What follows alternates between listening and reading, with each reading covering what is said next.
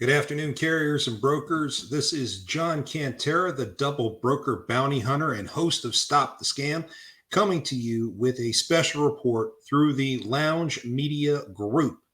Earlier today, we posted a live initial report on Carrier411 and their recent declaration of war against carriers. So the purpose of this video is to then go into the details behind this declaration of war, what it is that Carrier411 is doing, and what the implications can be for the industry as these new policies go into effect. It is still absolutely shocking what's going on. So let's go ahead and get into the news.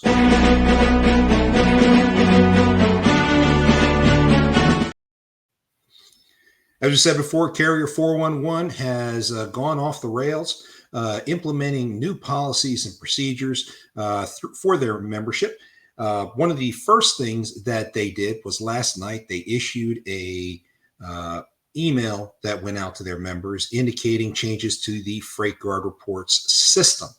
In the past, a FreightGuard was able to be removed from a carrier's record entirely. Well, that is now no longer possible.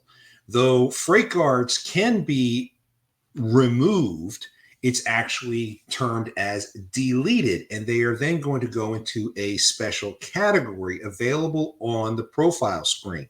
So you have active FreightGuards, and then you have deleted FreightGuards. What that means is that the FreightGuards will continue to be visible even though they have been deleted. So any FreightGuard that a carrier gets, whether it was an error made by the broker or a mutual decision was made between the broker and carrier to resolve the matter, it doesn't matter at all. Those FreightGuards are now permanent. And I quote, "We just changed the game to protect customers. FreightGuard reports that get deleted will not really disappear. They will be reclassified as deleted. This significant change is because of the behavior of carriers that cause problems, scammers who harass and threaten brokers, and the cottage industry of companies that emerge claiming they can get FreightGuard reports deleted from between $2,000 and $5,000 per report. FreightGuards will exist forever and provide eternal visibility to protect our customers." I know of some groups that charge $2,000 for removing FreightGuards. I've never seen $5,000. Those of you who know me know that I used to provide this service at $500 per report, and only if I was successful in removing it. But clearly, war has been declared on people who try to assist carriers who are seeking to defend themselves from these career-damaging FreightGuards. But that is not the only thing that has happened. And believe me, that is in itself significant. And some of the implications that go on with these deleted reports, regardless of the reason why a FreightGuard was implemented, okay, regardless of the reason, whether it is false or not, it can never be removed. Ever. End of story. So brokers, if you have given your brand new agents authority to file FreightGuards, they can file FreightGuards under your name for anything they want, and it will always be there forever, whether it is true or not. Please rethink who has the authority to file FreightGuards on behalf of your organization. Carriers will always have the details of the report against their record, even if the report is listed as deleted, because under deleted reports, only the broker's information is going to be removed, or at least masked. This really adds a whole new level of complication, because now brokers who are seeing these deleted reports are wondering who filed it, and if the individual who filed the report filed a false report, realized it was a false report, deleted it, now they're not held accountable because no one knows who filed the false report. The only thing that's still visible is the false report, which is noted as deleted, but you can still see it. I'm sorry. How does that help the industry? For brokers who see the presence of a FreightGuard report as a discriminating factor, particularly from your compliance departments, this will now mean that even a deleted report still shows up as a report and can then cause a carrier to be blacklisted by the brokerage, even though the report is still technically no longer active. So there needs to be a lot of discussions internally within brokerages as to how to deal with these reports and to try to determine what kind of liability may exist if these blank reports still exist and these deleted reports then cause carriers to be rejected for loads. It is a mess, to say the least. But again, this is not the only shoe that fell. Here is the other shoe. This is the list of the original accusations that exist within the FreightGuard system. These are the 12 sins of trucking, as I have outlined in a past video on my YouTube channel, the 12 Deadly Sins of Trucking, which is available on my YouTube channel at Double Broker Bounty Hunters. Enough of the shameless plug. These are the 12 categories that everyone is used to. Unauthorized rebrokering of shipments, cargo held hostage, back soliciting the shipper, fraudulent activity, theft or unjustified loss of freight, in-transit agreement modification, repeat pickup and delivery service failures, persistent canceling, no-show, no-call, canceled after accepting a load, unresolved claims issues, and unethical or deceptive business practices. Now, if that last one isn't a catch-all for everything that a broker could possibly want to penalize a carrier for when they're having a bad day, then the list of 16 new accusations will cover it. So let's get into the new 16 accusations. Here is the list. Let me go ahead and blow that up on the screen for you. Carrier status, DNU, people outside of US and Canada, ID theft, FMCSA data being compromised, harassment or threats, legal threats, actually filing a lawsuit, unauthorized transloading, unauthorized consolidation, refusing or stopping tracking, providing inaccurate or misleading information, providing fraudulent documents, improper or damaged equipment, team load with a solo driver, railing a load, and then finally filing on a bond. Again, any of these new accusations open up a whole plethora of opportunities and options for a broker to, for lack of a better term, stick it to a carrier. Right, wrong, or indifferent. That is what the capability here is. So let's go ahead and break these down because it's very important for everyone to understand what constitutes or what falls under these categories. And this is based off of Carrier411's website, all these explanations.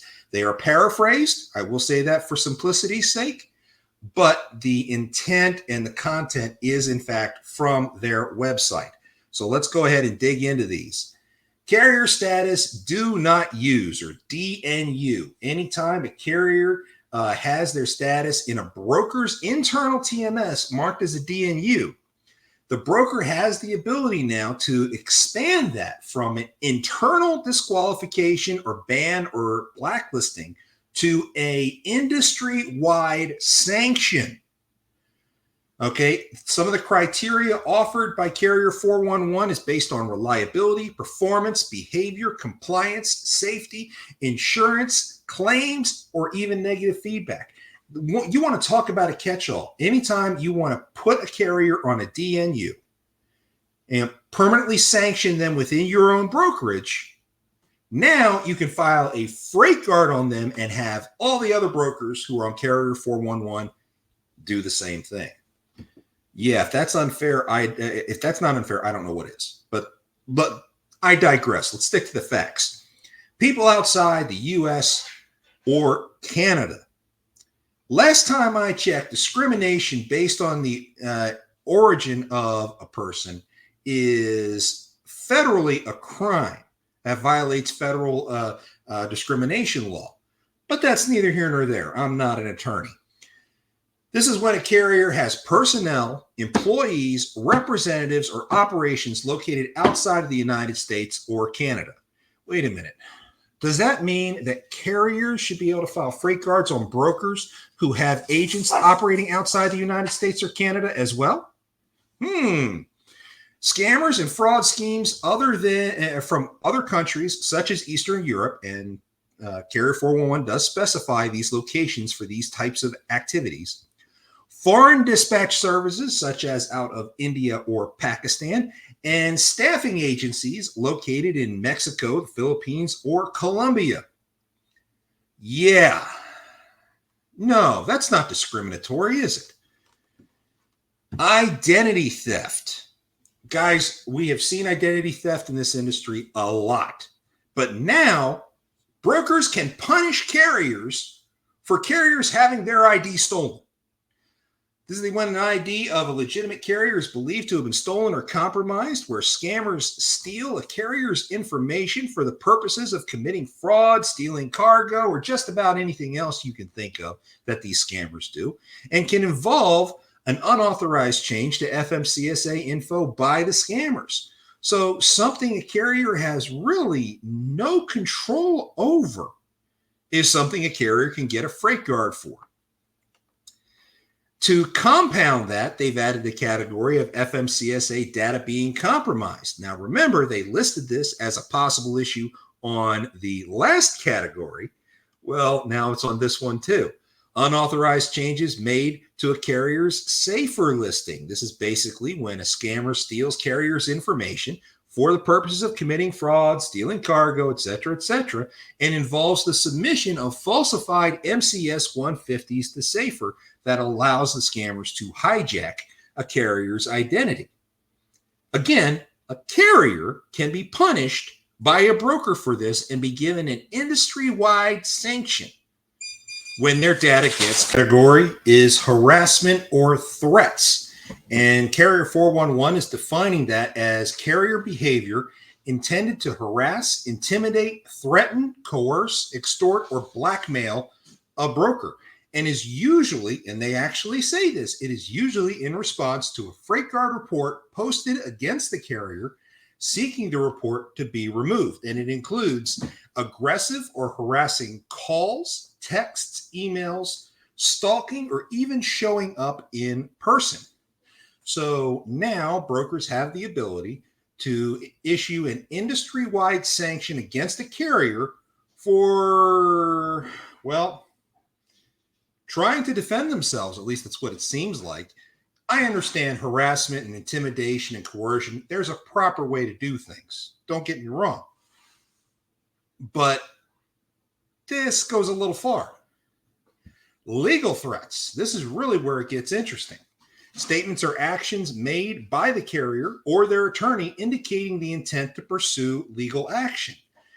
This is accompanied by demands that the broker takes specific actions or refrains from certain behaviors. And again, this is typically in relation to getting FreightGuard reports dealt with. This includes cease and desist orders, demands to delete freight guards, demands for payment, or warning of pending lawsuits. So basically, if a broker fails to pay a carrier and a carrier threatens to sue, the broker can issue an industry-wide sanction against the carrier for seeking payment. Filed lawsuits. So not just threatening, but now when you actually file the lawsuit. Again, another freight guard. They define it as a formal legal action taken against the broker by a carrier, or the broker has been served with a lawsuit by the carrier. This may be about a FreightGuard report against the carrier. Again, Carrier411 keeps making this about fighting freight guards. Reports are often frivolous and allege defamation, loss of business, and other legal claims. Last time I checked, There have been lawsuits where brokers lost and end up paying hundreds of thousands of dollars to carriers for loss of business over frivolous freight guards, not frivolous lawsuits. So this needs to be balanced here. Another one, and this one, okay, I get this one. Unauthorized transloading. This is when it's an unauthorized transfer of cargo from one trailer or vehicle to another without the explicit consent of the broker. And this does make sense. It includes transferring cargo between trailers, consolidation, changing the power unit out, changing transit modes, changing carriers. Again, if you have to modify what you're doing with cargo, you should be notifying the broker. Okay, that makes a little bit of sense to me. Unauthorized freight consolidation just dives deeper into that as the next category. Again, the unauthorized transfer of cargo from one trailer or vehicle to another without explicit consent.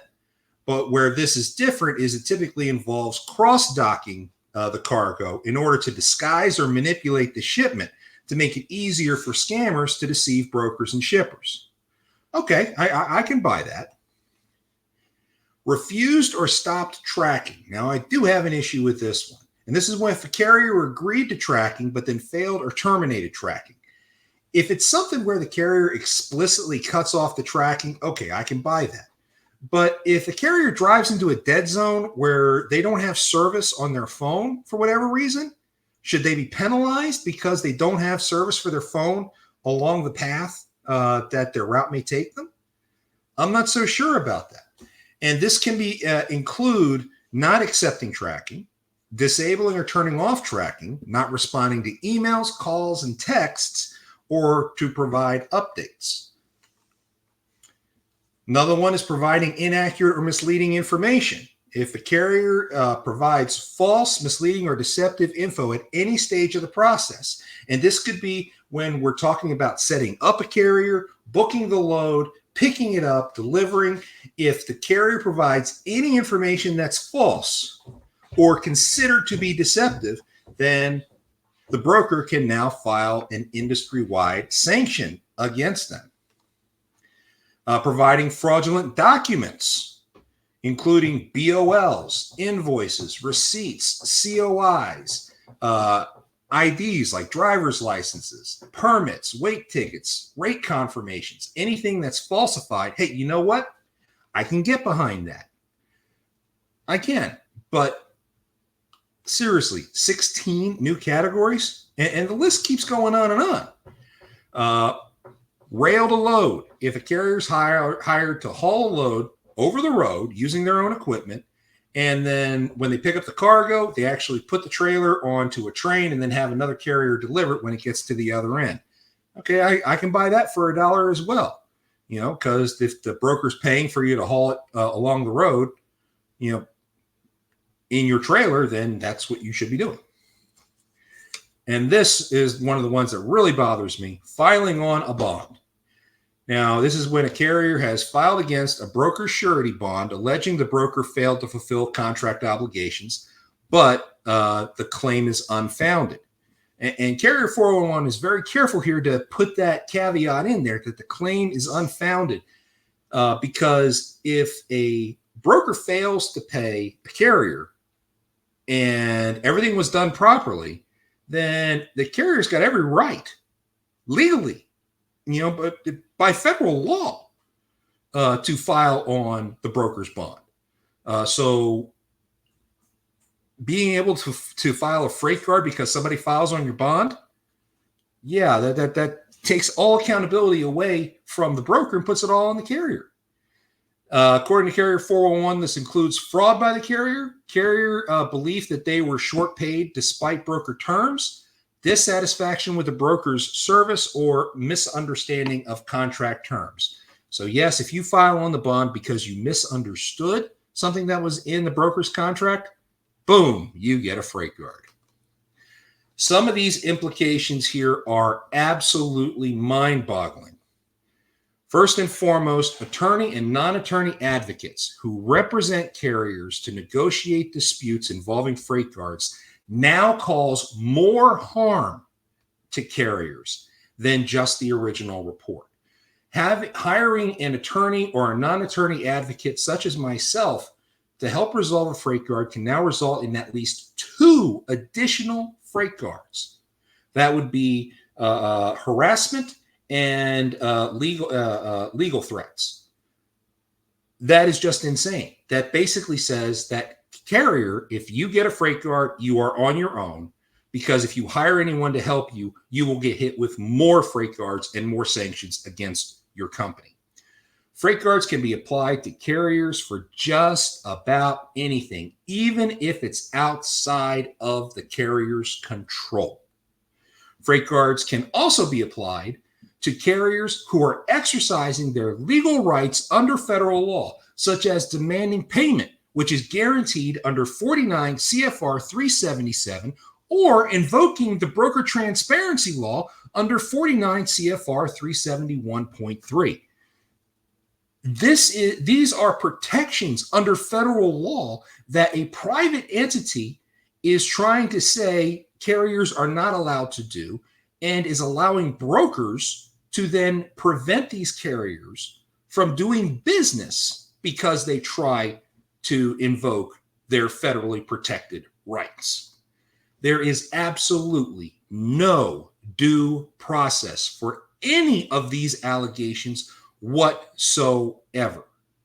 There is no way for a carrier to defend themselves, whether or not the accusation is warranted or not.